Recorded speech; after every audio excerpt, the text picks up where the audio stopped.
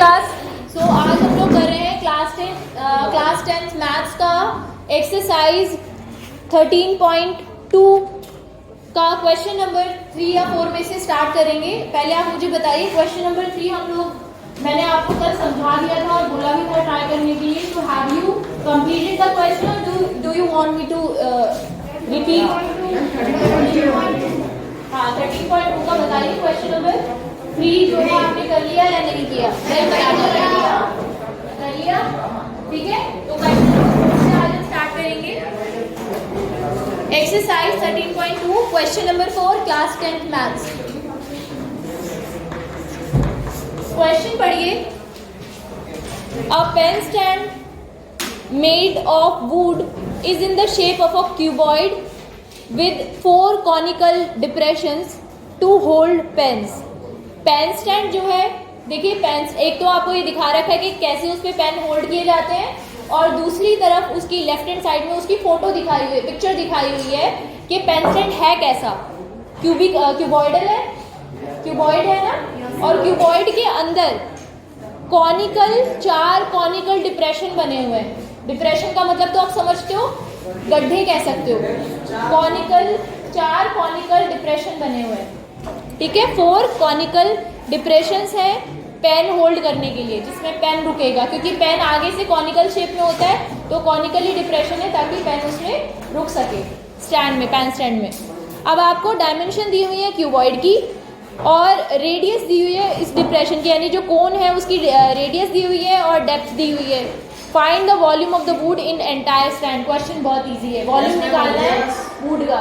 तो आप देखिए वॉल्यूम, आपको बस ये बताना है कि वॉल्यूम क्या क्या होगा, किस किस चीज का कितना कितना होगा। Volume of the entire wooden stand, पूरे वुडन स्टैंड का जो वॉल्यूम होगा वो बराबर होगा किसके? इमेजिन करो कि वो पूरा क्यूबॉइडल अगर ऐसे ही होता, उसमें डिप्रेशंस ना होते, पूरा पेन स्टैंड क्यूबॉइडल फॉर्म में होता, तो फॉर्मूला क्या होता? वॉल्यूम क्या होता? Volume of cuboid. लेकिन अब क्योंकि उसमें डिप्रेशन है, यानी उसमें से निकाला हुआ है, उतना वुड निकाला हुआ है, तो माइनस करेंगे। वो जगह खाली है ना जहाँ पे पेन डालेंगे कॉनिकल, तो माइनस करेंगे 4 इंटू एक कोन का वॉल्यूम निकालो, चारों डिप्रेशन एक जैसे हैं तो एक कोन का वॉल्यूम निकालो और उसमें से कॉनिकल डिप्रेशन का वॉल्यूम निकालो, उसकी मल्टीप्लाई कर दो 4 से, ठीक है। तो 4 multiply volume of conical depression. Conical depression कहो या कोन कहो एक ही बात है, ठीक है। बताओ इसमें किसी बच्चे को कोई परेशानी? Right. So volume of cuboid का फॉर्मूला बताइए मुझे, क्या होता है? L into B into H और minus 4 into volume of conical depression, यानी कोन का वॉल्यूम क्या होता है? 1/3 पाई r स्क्वायर h। अब हमें ये देखना है कि हमारे क्वेश्चन में क्या क्या गिवन है। क्या हमारे पास L है? कितनी वैल्यू है L की? क्यूबॉइड की L, क्यूबॉइड की लेंथ कितनी है? 15 क्या? सेंटीमीटर। ब्रेड्थ कितनी है? 10 सेंटीमीटर। हाइट कितनी है? कितना? 3.5। ओके। सेंटीमीटर यूनिट सबकी सेम है, चेंज तो नहीं करनी। Minus 4 into 1/3 into pi, R कितना है? 0.5 एंड h इज 1.4, यानी h 1.4 है तो 22/7, 7 से 1.4 कैंसिल हो जाएगा, तो पाई की वैल्यू हम क्या रखेंगे यहाँ पे? 22/7। रेडियस कितनी है कोण की? 0.5। ध्यान से देखो, रेडियस कितनी है कोण की? 0.5। यूनिट भी देखते जाना बेटा साथ में, यूनिट सेम होनी चाहिए पूरी। सेंटीमीटर में है तो सेंटीमीटर में ही होनी चाहिए सारी यूनिट्स। 0.5 सेंटीमीटर। एंड डेप्थ कहो या हाइट कहो एक ही बात है। कोण की कितनी दे रखी है? 1.4। इसको देखो अच्छे से और मुझे बताओ क्या किसी पार्ट में प्रॉब्लम है? कैलकुलेट करके बताइए क्विकली फटाफट। क्यूबॉइड का वॉल्यूम कितना है? क्या स्क्वायर होगा? अच्छा r स्क्वायर, कोई बात नहीं, आप इसे सॉल्व करके बताइए। 525 ओके, माइनस इसको आप सॉल्व करिए तो 7 से 1.4 कैंसिल होगा, 0.2 आएगा, ठीक है। और कुछ कैंसिल होने वाला है क्या? नहीं है। तो 4 इंटू 22 इंटू 0.5 का स्क्वायर कितना हो जाएगा? 0.25 इंटू 0.2 डिवाइडेड बाय 3, ठीक है, डिवाइडेड बाय 3, ये 3 नीचे रह गया। इसको सॉल्व करके बताओ मुझे। यस, हाँ तो करो ना आप सॉल्व। ये लो, इसका पॉइंट हटाओ, 100 नीचे आएगा, 25 1 जार 25, 25 4 जार 100, 4 से ये 4 कैंसिल आउट हो गया। अब हमारे पास 2 से ये डेसिमल हटाएंगे, 10 नीचे मिलेगा। 11 and 5 11 and 5, हाँ ऐसे भी ले सकते हो, या 10 को ऐसे ही रहने देना, कोई प्रॉब्लम नहीं है, ठीक है, क्योंकि डेसिमल लगाने में ईज होगा। तो इट विल बी 20, इसको सॉल्व करना है आपको। 22 इंटू यहाँ पर 2 बचा है अपॉन 3 इंटू 10, और यहाँ पर कितना है? 525। सॉल्व करके मुझे फाइनल आंसर बताइए कितना आया, ठीक है, सॉल्व करके फाइनल आंसर बताइए।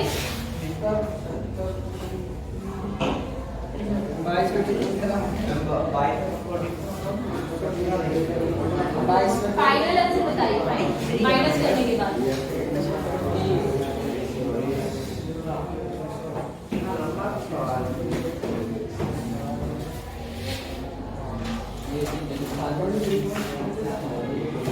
Okay students, so what is the answer? What is the final answer? 523.5 unit centimeter cube, very good. 0.53, this is the answer, ठीक है, please note it down. Next question हम लोग पढ़ते हैं, question number 5, exercise 13.2, question number 5 done, ठीक है। Question number 5 देखिए, a vessel is in the form of an inverted कोन। एक वेसल जो है वो इन्वर्टेड कोन की शेप में है। इन्वर्टेड कोन का मतलब उल्टा कोन, यानी जो उसका टिप होता है वो ऊपर की तरफ और गोल वाला पार्ट नहीं, सर्कल ऊपर और टिप नीचे। एक्चुअली कोन इस तरीके से होगा ना। तो इन्वर्टेड कोन की शेप में है। Its height is 8 centimetre and the radius of its top which is open is 5 centimetre. It is filled with water up to the brim when lead shots each of which is, मतलब इस तरीके से। देखो मैं पहले diagram समझा देती हूँ आपको, और आपको ये ज़्यादा डिफिकल्ट नहीं है, बहुत ईजी है।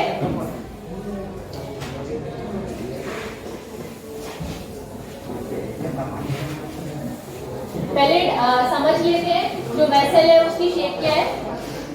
तो इन्वर्टेड कोन जब इन्होंने कहा, जब हम सीधा कोन बनाते हैं तो ऐसे बनाते हैं उसको, याद है ना। इन्वर्टेड मतलब इसका उल्टा कर दो,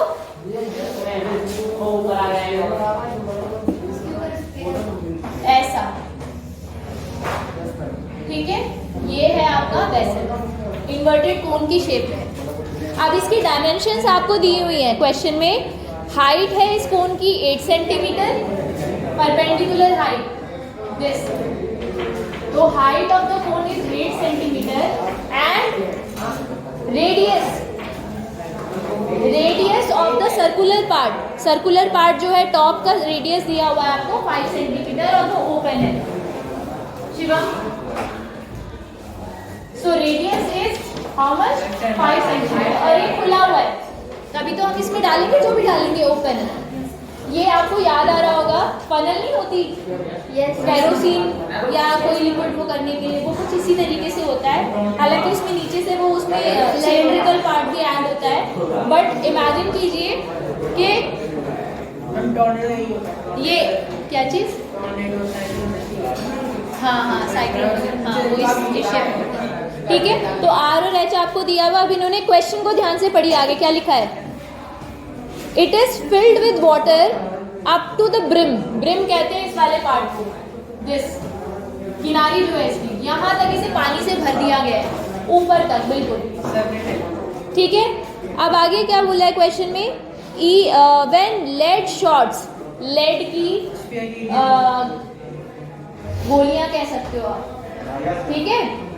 लेड एक मटेरियल होता है, उसकी balls, lead shots, each of which is a sphere, sphere की शेप में है जो कि ऑफ रेडियस 0.5 सेंटीमीटर, जिनका स्फेरिकल शेप में बॉल्स हैं, ऐसे स्फेरिकल शेप में बॉल्स हैं, कुछ शॉर्ट्स, लेड शॉर्ट्स हैं, जिनका रेडियस आपको बताया हुआ है, इस स्फेयर का रेडियस आपको बताया हुआ है 0.5 सेंटीमीटर। जब ऐसे शॉर्ट्स उसमें डाले गए, इस कॉनिकल वेसल में डाले गए जो ऊपर तक पानी से भरा हुआ है, तो आपको क्या लगता है क्या होगा? पानी और कितना ऊपर आएगा? वो तो ऊपर ब्रिम तक भरा हुआ है ना, क्या होगा?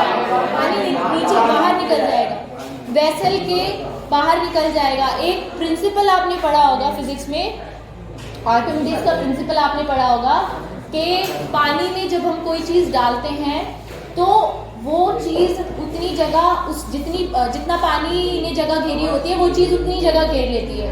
और अगर पानी बिल्कुल ऊपर तक भरा हुआ है किनारी तक, तो क्या होगा, जितना वॉल्यूम उस बॉल का है जो हमने उसमें डाली है, एक या दो जितनी भी डाली है, उतने ही वॉल्यूम, उतना ही पानी, उतना ही वॉल्यूम का पानी उस वेसल से बाहर निकल जाएगा। बात आई समझ में? बॉल ने पानी को हटाया, जगह घेरी, तो जितनी जगह बॉल ने ली है, यानी जितना बॉल का वॉल्यूम है, उतना ही वॉल्यूम का पानी उस वेसल से बाहर निकल जाएगा। इज इट क्लियर और नॉट? समझ में आया? पक्का? ठीक है, तो आगे क्वेश्चन में पढ़ेंगे, क्या लिखेंगे, क्या लिखा हुआ है देखो, find the number 1/4 of the water flows out. इन्होंने कहा कि जितना भी वेसल में पानी भरा हुआ था ना, उसका 1/4 पानी निकल गया, यानी वो जो बॉल्स हमने उसमें डाली हैं वेसल में, उन बॉल्स का वॉल्यूम उस वेसल के वॉल्यूम का 1/4 है, क्योंकि उतना ही पानी उस वेसल से बाहर निकलेगा जितनी बॉल का वॉल्यूम होगा। बात आ रही है समझ में? पक्का ना? क्लियर है? तो अब क्वेश्चन में पूछा क्या, फाइंड द नंबर। हमें नहीं पता कि कितनी बॉल्स डाली है, वो लेड की कितनी बॉल्स डाली है, वही हमें निकालना। अब ध्यान से समझना क्वेश्चन को। देखिए, सबसे पहले आपको वेसल का वॉल्यूम पता होना चाहिए, तभी आप निकालोगे इसका 1/4 वॉल्यूम, यानी उस पानी का वॉल्यूम जो पानी बाहर गिरा है। ठीक है, तो सबसे पहले वेसल का वॉल्यूम निकालेंगे हम, वॉल्यूम ऑफ द वेसल। अब क्योंकि वेसल कोन की शेप में है, तो फॉर्मूला कौन सा अप्लाई होगा? अब कैलकुलेशन स्टार्ट कीजिए फटाफट। 1/3 पाई, क्या? हाँ प्लीज बैठ जाइए।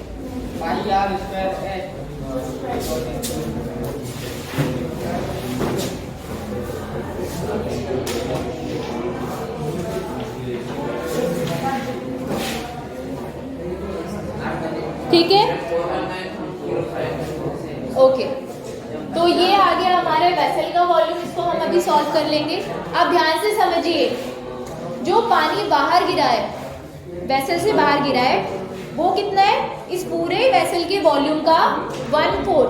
तो अब हम निकालेंगे volume of the water flow that flows out, volume of the water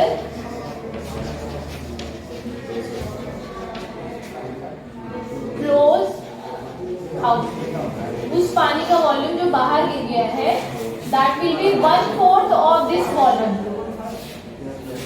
इस वॉल्यूम का 1/4 होगा। आप चाहो तो पाई को सॉल्व ना भी करो, इसको पाई की फॉर्म में भी रख सकते हो, उसका रीजन मैं अभी बताऊंगी आपको। ठीक है, इसको एक काम करते हैं, इसको पाई की फॉर्म में रखते हैं। तो इसको हम रखते हैं 1/3 इंटू पाई, अभी से 1/3 पाई आर स्क्वायर ऐसे लिखा रहने दे रही हूँ मैं, ठीक है, बाद में वैल्यूज पुट कर देंगे। तो इसका 1/4, ठीक है, ये हो गया। इतना पानी बाहर गिरा है, तो जितना पानी बाहर गिरा है इसका मतलब ये उन बॉल्स का वॉल्यूम था। हमें नंबर ऑफ बॉल्स नहीं पता, तो मान लो एक बॉल होगी तो कुछ नहीं करेंगे, 2 बॉल्स होंगी तो हम क्या करते हैं, टोटल वॉल्यूम जो बॉल्स का होगा वो 2 से मल्टीप्लाई हो जाएगा एक बॉल का वॉल्यूम निकाल के। तो नंबर ऑफ बॉल्स हमें नहीं पता, उनको हम क्या मानेंगे, n मानेंगे। Let the number of balls be n। Number of balls को आप मान लीजिए n बॉल्स है हमारे पास, तो total volume of the balls का वॉल्यूम कितना हो जाएगा। मैंने बॉल्स यहाँ पे लिखा है, एक्चुअली आप इसे शॉर्ट्स ही लिखना है, लेड शॉर्ट्स लिखना है। Total number of lead shorts, total volume of lead shorts will be n into volume of 1 lead short. जितने भी लेड शॉर्ट्स हैं उनका टोटल वॉल्यूम कितना होगा, n into volume of 1 lead short. अच्छा, जो एक लेड शॉर्ट होगा वो है स्फेयर की शेप में, तो स्फेयर का वॉल्यूम कितना होता है,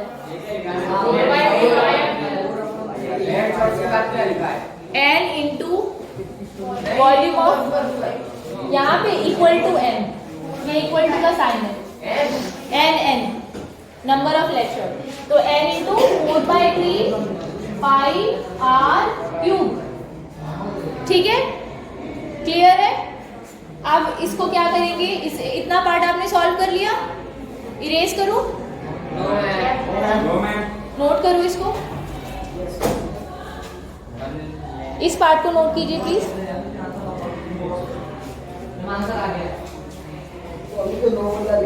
इस पार्ट को नोट कीजिए।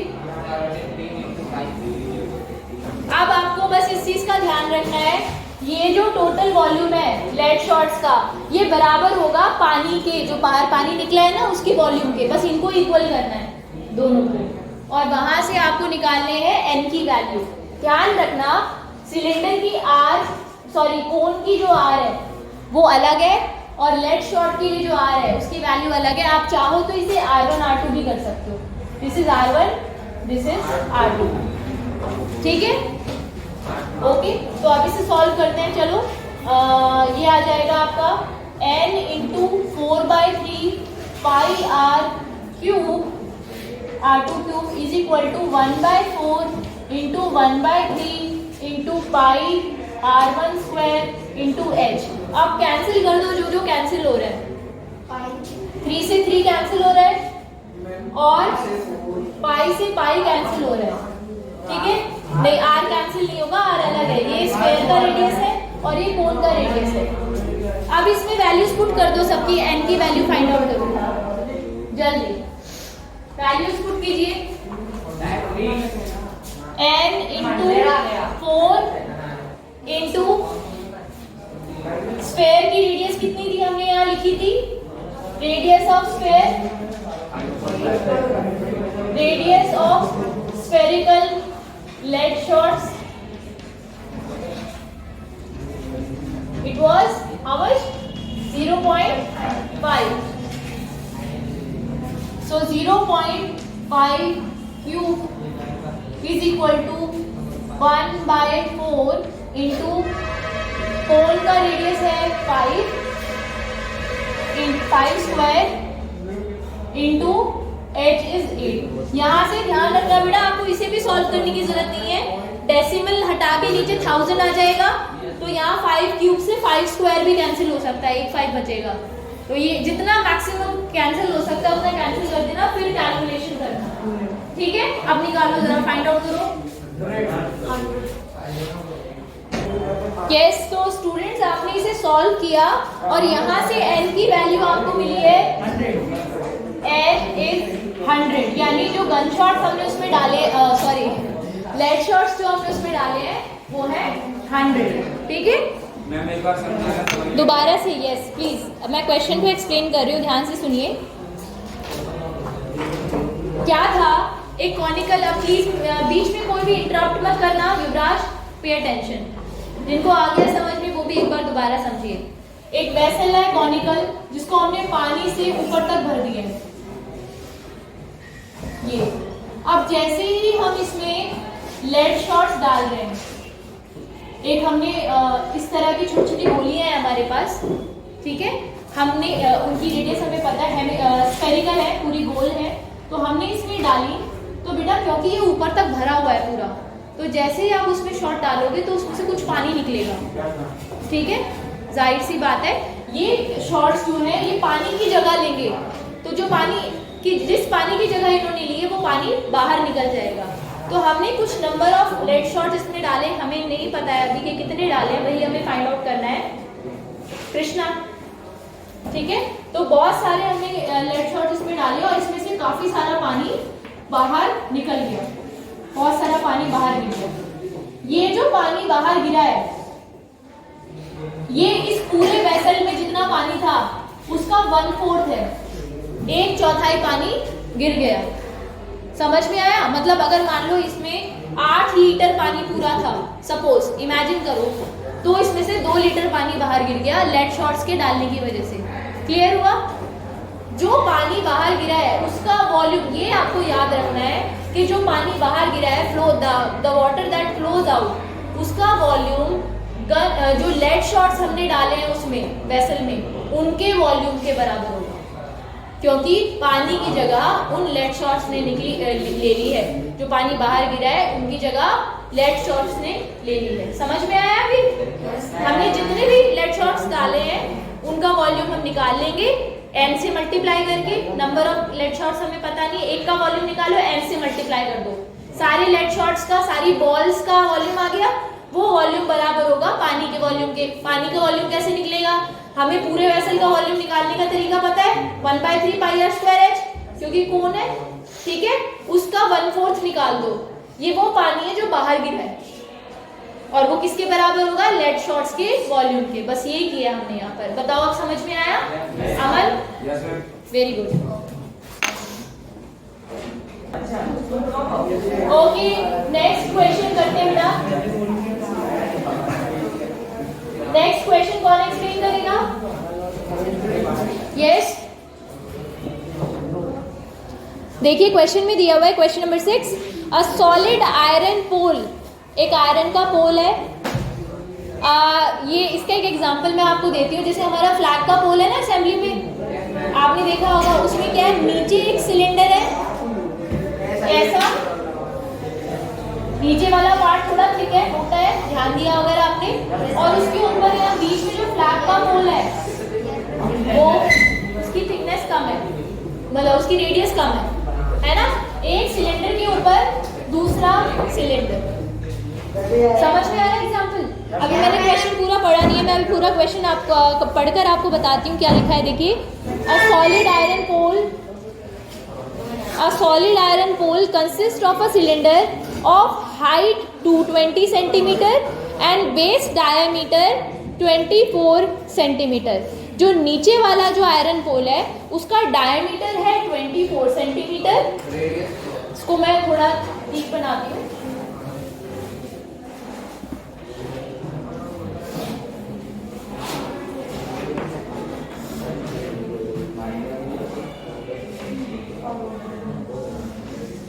इस तरीके से एक सिलेंडर है जिसका डायमीटर आपको कितना दिया हुआ है बताइए? D1 24 सेंटीमीटर, हाइट कितनी है? 220 सेंटीमीटर, 220 सेंटीमीटर। अगर डायमीटर 24 है तो रेडियस कितनी हो जाएगी? 12 सेंटीमीटर। ठीक है, नीचे वाले सिलेंडर का हमें समझ में आ गया, ये आयरन पोल है सिलिंड्रिकल शेप में। आगे क्वेश्चन में बोला हुआ है विच इज सरमाउंटेड बाय, ये वाला जो आयरन पोल है it is surmounted bye. Surmounted bye का मतलब है इसके ऊपर कुछ चीज है, क्या है वो अब पढ़ेंगे आगे क्या लिखा है। देखो, सरमाउंटेड बाय अनदर सिलेंडर, दूसरा सिलेंडर है जिसकी हाइट है 60 centimetre and radius is 8 centimetre. नीचे वाले की हाइट एक्चुअली ज्यादा है सिलेंडर की, 220 सेंटीमीटर, ऊपर वाले सिलेंडर की हाइट है कम और रेडियस भी कम है। ठीक है, बोलो समझ में आ रहा है? ठीक है, तो जो ऊपर वाला सिलेंडर है उसके हम डायमेंशंस को 2 करके लेंगे। सो डायमीटर कितना है उसका D2? पढ़ के बताओ ना। नहीं क्या कर रही हो? अच्छा रेडियस गिवन है, ओके रेडियस गिवन है। R2 is 8 centimeter and H2 is how much? 6 centimeter. Okay. Now question क्या पूछा आपसे? Find the mass of the pole. अब ये एक नया वर्ड आया मास, ठीक है। Find the mass of the pole given that 1 centimeter cube of iron has approximately 8 gram mass. देखो एक चीज मैं आपको बताती हूँ, ध्यान दीजिए इधर। क्लास आपने एक वर्ड सुना होगा साइंस में, डेंसिटी। डेंसिटी बताती है कि कोई मेटल, कोई भी मटेरियल कितना डेंस है, कितनी ज्यादा डेंसिटी, कितना ज्यादा डेंस वो मटेरियल। आपके क्वेश्चन में एक्चुअली जो इन्होंने दिया हुआ है सीधी सीधी नहीं दी हुई है, आपको डेंसिटी गिवन है। आपको ये बोला ना 1 सेंटीमीटर क्यूब आयरन जो है उसका मास कितना होता है? 8 ग्राम मास होता है।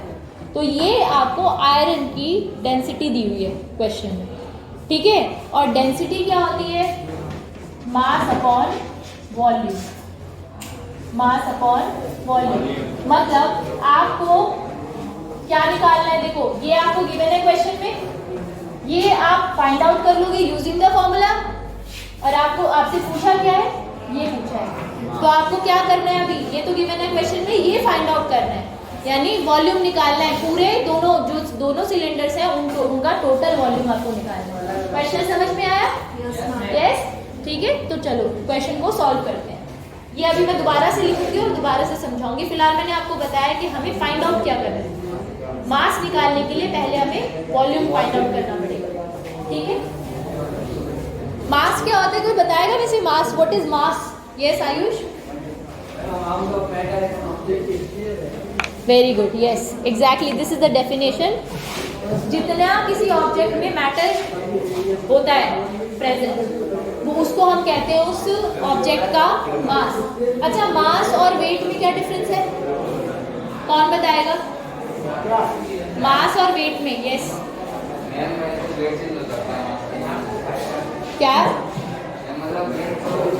वेट तो चेंज हो जाता है बट मास कभी भी चेंज नहीं होता। आप लोगों का भी मास कांस्टेंट है पर वेट चेंज होगा। ऐसा नहीं कि मोटा होने पे वेट चेंज होगा, वो एक अलग चीज है। वेट क्या? यस बिल्कुल। वेट जो होता है आपका वो एक फोर्स होता है, ध्यान रखना। वेट का जो यूनिट होता है, वेट मेजर किया जाता है न्यूटन में। वेट न्यूटन में मेजर किया जाता है, जबकि मास की जो यूनिट होती है standard unit, that is KG. This is KG and इसकी standard unit newton. Weight is a force, ठीक है, जो आपके मास की वजह से अर्थ आपको खींचती है जिस फोर्स से, वो होता है वेट, ठीक है। ओके, तो आप ये चीज आपकी कांस्टेंट होती है और ये बदलती रहती है। अगर क्वेश्चन में